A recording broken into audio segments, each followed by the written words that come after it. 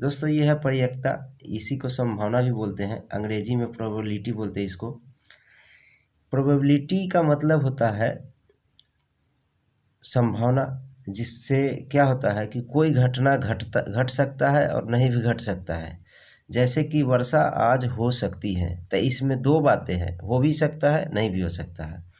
तो इसी तरह के सवालों को हम लोग क्या करते हैं, बनाने के लिए सीखते हैं, जिसके लिए फार्मूला है।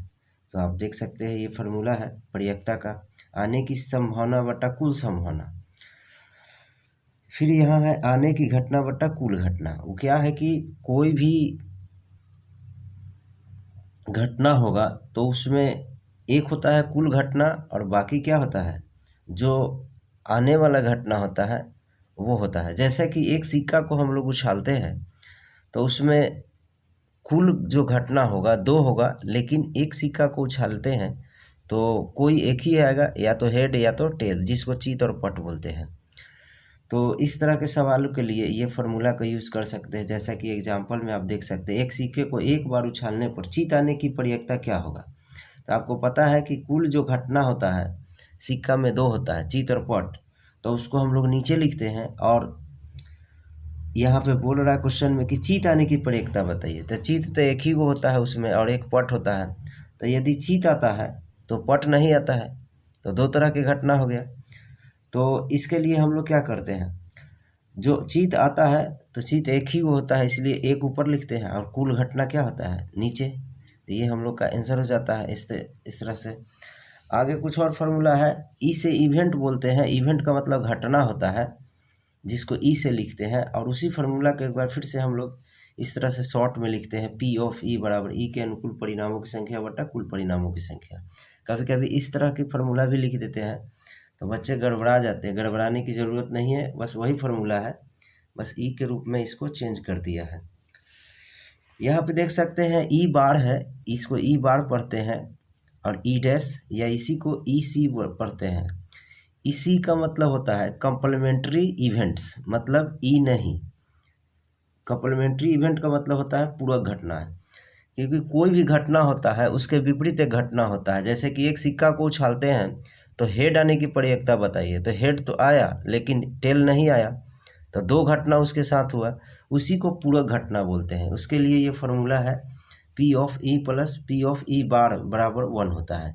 इस फार्मूला को हम लोग यूज करते हैं। आगे कुछ महत्वपूर्ण बातें हैं जिसको हम लोग पहले भी जानते हैं थे और एक बार फिर से जानते हैं। परियक्ता का मान जब भी आएगा तो 0 और 1 के बीच में आएगा, जिसको शॉर्ट में ऐसे लिखते हैं, पी ऑफ ई बराबर 1 से छोटा और 1 के बराबर, और 0 से बड़ा और 0 से छोटा, बड़ा रहेगा और बराबर रहेगा। उसके बाद असंभव या अनिश्चित घटना की परियक्ता क्या होगा, 0, जिसको एक एग्जाम्पल के द्वारा हमने बताया है, आप देख सकते हैं। उसके बाद संभव या निश्चित घटना की परियक्ता क्या होता है, 1 होता है, जिसको एग्जाम्पल के द्वारा बताया है कि एक पासा पर 10 से कम आने की परियक्ता बताइए। एक पासा में 6 को क्या होता है, 6, 1 से 6 तक लिखा हुआ था, अब कुल होता है 6, तो 6/6 क्या हो जाएगा, 1 हो जाएगा। उसके बाद नोट में दिया परियक्ता का मान कभी भी ऋणात्मक नहीं होता है, ये याद रखना है। आगे हम लोग को सिक्का है, क्वाइन, इसमें चीत और पट होता है। कुल घटना की संख्या क्या होता है, 2 होता है, जिसको अंग्रेजी में हेड और टेल बोलते हैं।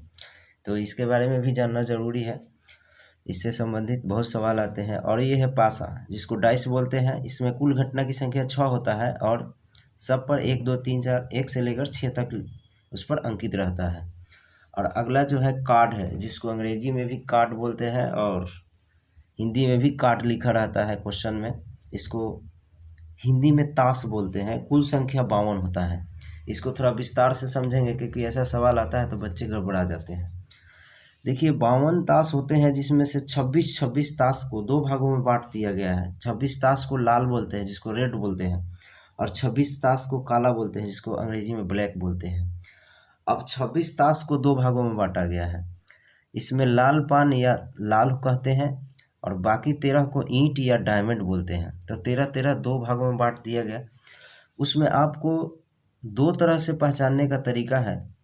एक तो चित्र के द्वारा पहचान सकते हैं, जो ये इस तरह का चित्र दिखाई देता है और ताश क्या रहेगा, रेड रहेगा, तो हम लोग समझ जाएंगे कि ये क्या है, ईंट है, जिसको डायमंड बोलते हैं, और ये है लाल पान, जिसका चित्र इस तरह के दिखाई देगा तो हम लोग समझ जाएंगे कि ये लाल है।